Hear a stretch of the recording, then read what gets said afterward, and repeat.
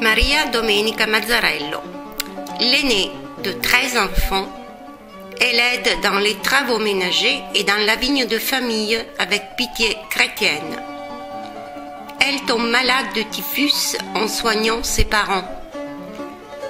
Après la maladie, elle devient couturière et ouvre un atelier avec des amis, un oratoire et une maison pour accueillir des enfants. Guidée par le père Pestarino, Maria s'inscrit à l'Union des filles de Marie Immaculée. En 1864, elle connaît Don Bosco qui la choisira et en 1872, elle sera la supérieure de l'Institut des FMA pour l'éducation des jeunes filles, notamment des plus pauvres. Elle est éducatrice et formatrice de jeunes, mère et guide des sœurs amornaises. Depuis 1879, elle est à Nizza Monferrato, suite au déplacement du siège général de l'Institut qui se trouve dans cette petite ville. Marie Mazzarello est proclamée sainte par Pio XII le 24 juin 1951. Caterina Daghero. Troisième née dans une famille religieuse à la campagne, à 12 ans, elle reste orpheline de mère. À 14 ans, son père se remarie. À 18 ans, elle commence à fréquenter l'Institut de FMA à Mornese, où elle devient sœur en 1875. En 1877, elle devient institutrice à Mondovì et ensuite directrice à Torino et à Saint-Cyr. En 1880, elle est élue vicaire générale à Nizza Monferrato. À la mort de Maria Mazzarello, elle prend la direction de l'Institut. Dans une période historique difficile à cause des situations sociales et politiques, Caterina Daghero, femme d'action, donne forme et impulsion à l'Institut. Pendant sa direction, l'Institut de FMA trouve sa stabilité économique, grâce aussi à l'organisation que Caterina lui a donnée. En 1906, l'Institut devient autonome par rapport à la société salésienne. Après sa mort, l'Institut a 450 maisons et plus de 4600 FMA distribués en 36 pays.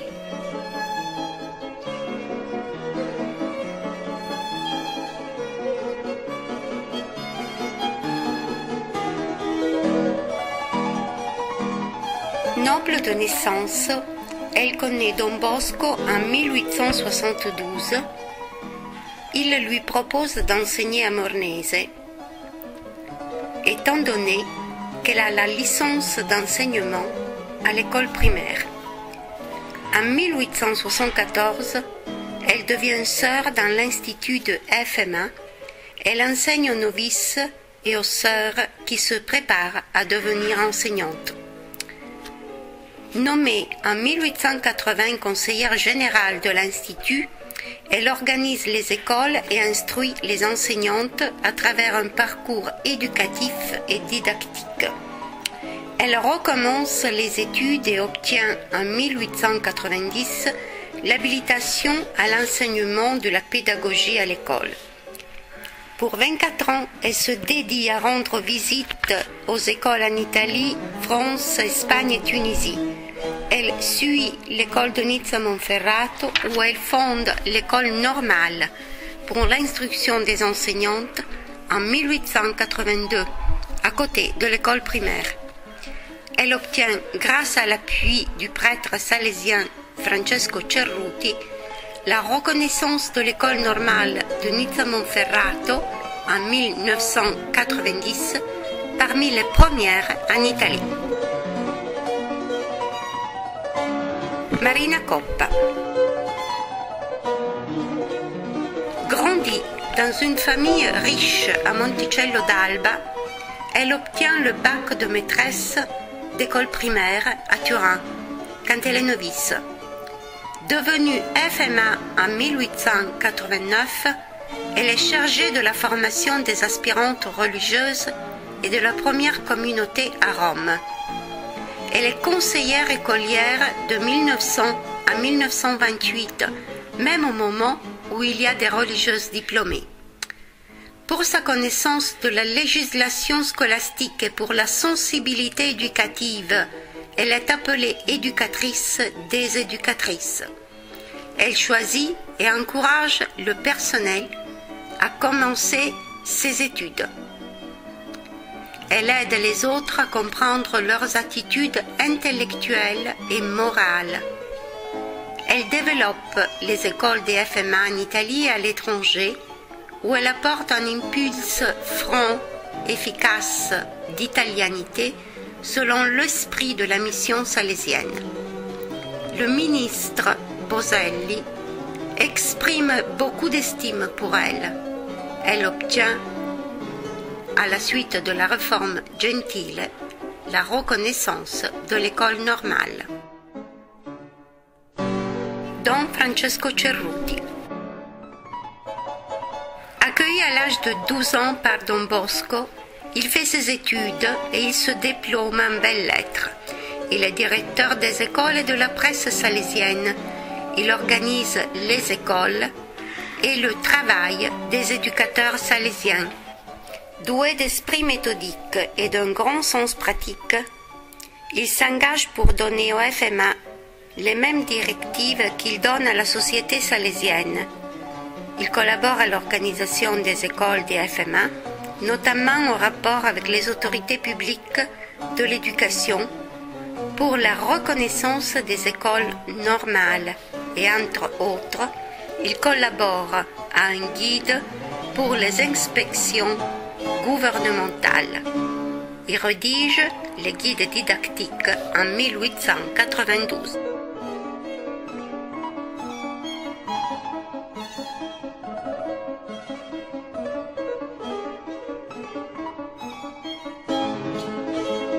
Maddalena Morano.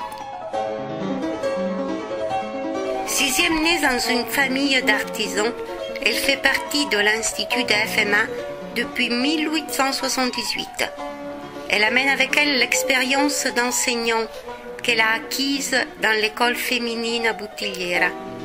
Elle fréquente comme privatiste l'école normale de Pinerolo pour enseigner dans les écoles primaires et supérieures. En 1881, elle est déplacée en Sicile. C'est une des premières organisatrices des oratoires et du catéchisme.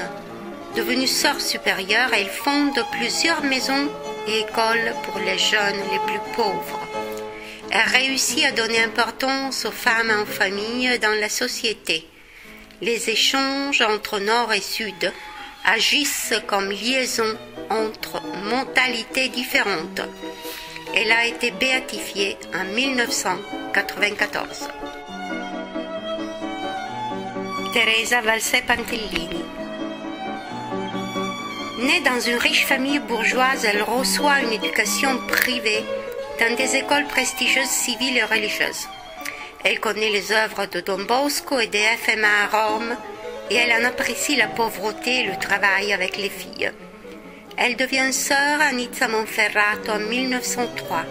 Elle travaille beaucoup pour les jeunes, surtout pour les filles de Trastevere. Les filles de ce quartier sont normalement des blanchisseuses. Elles travaillent pour des familles riches. La communauté des sœurs est si pauvre que pour survivre, elle doit être aidée à travers des aumônes.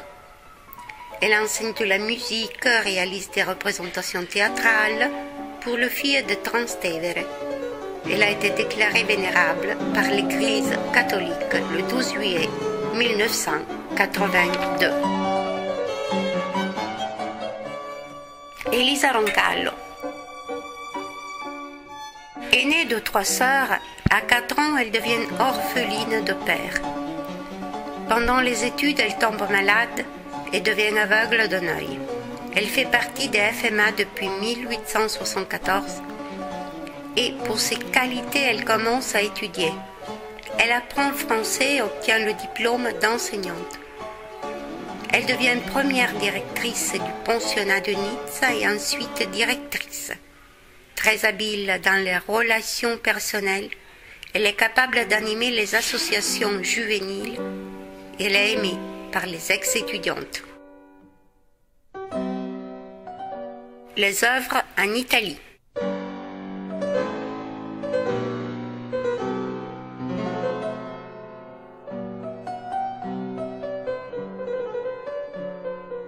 Les FMA s'occupent d'éduquer les étudiantes dans leurs écoles, à travers l'enseignement de matières scientifiques, littéraires, artistiques, religieuses et morales.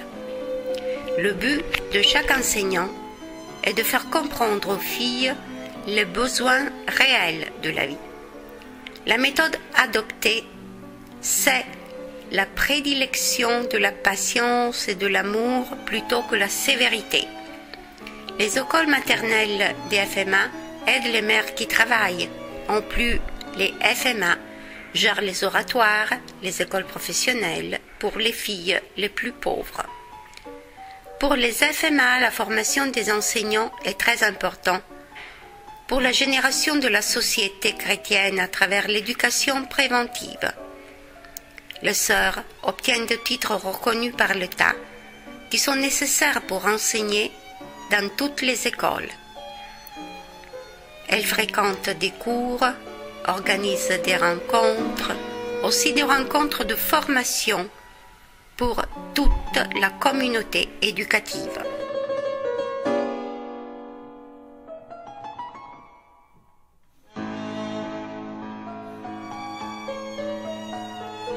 L'oratoire est une structure très importante pour les FMA. Elle pense qu'il est important d'ouvrir ces structures quotidiennement. À la fin de 1800, les pensionnats aussi naissent en réponse aux exigences des familles lointaines. Ils s'occupent d'éducation intégrale des filles à travers l'étude, le travail, les activités récréatives et la foi. Les FMA expriment ainsi le modèle éducatif de Don Bosco, c'est-à-dire le système préventif. Les FMA vivent avec les filles et créent un climat serein.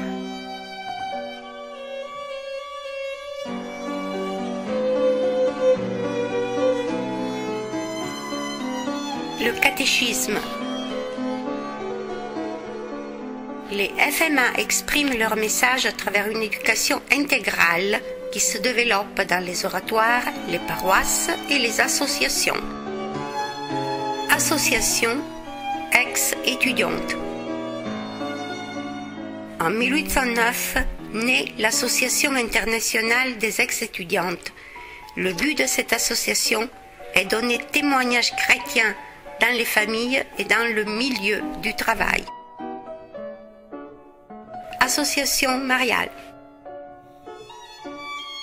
À côté des FMA, dans les oratoires naissent les associations mariales, dans lesquelles les filles s'engagent dans les œuvres de charité.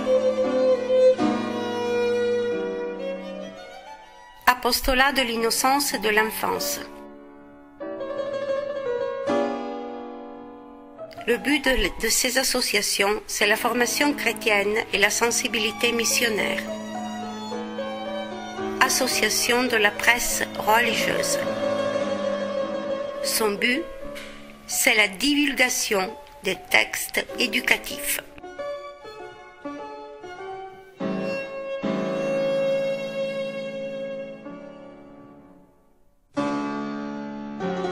Italica Gens. Fédération pour l'assistance des émigrants italiens transocéaniques. Fédération qui accueillit les émigrantes sans donner importance à la foi politique et religieuse. 1er janvier 1911. Sous la protection de l'Association nationale pour les missionnaires italiens, on ouvre la maison centrale des missions. Le but de cette association c'est d'aider les Italiens à l'étranger. Les destinataires sont en particulier les filles des FMA. En 1929, le siège central des missions est déplacé à Turin.